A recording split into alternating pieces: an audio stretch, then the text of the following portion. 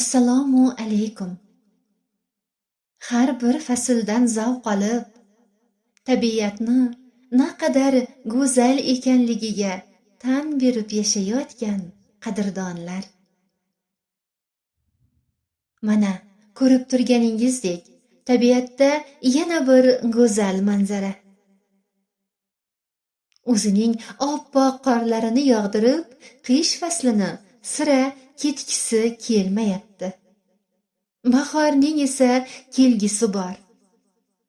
U allaqachon qiru adirlarga o'zining yam-yashil gilamini to'shay boshlagan.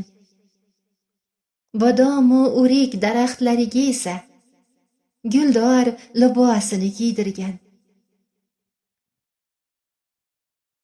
Mana shunday ikki fasl tabiatni talashib turgan bir paytda bolaligimda yod olgan taniqli bir shoirning ajoyib bir she'rlarini esladim.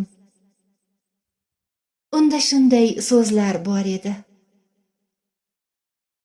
Yaxshi emas tabiatning ishlarini qoralash. Qiziq holat yog'ayotir, yomg'iru qor aralash. Qor qahraton timsoli, yomg'ir bahor belgisi. Qishning sira ketgisi yo'q, bahorning bor kelgisi.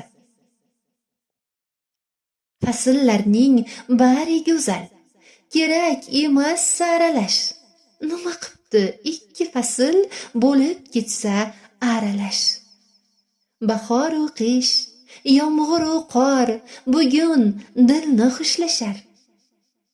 Ko'klam bizga berar salom, qishchi xayr xo'shlashar.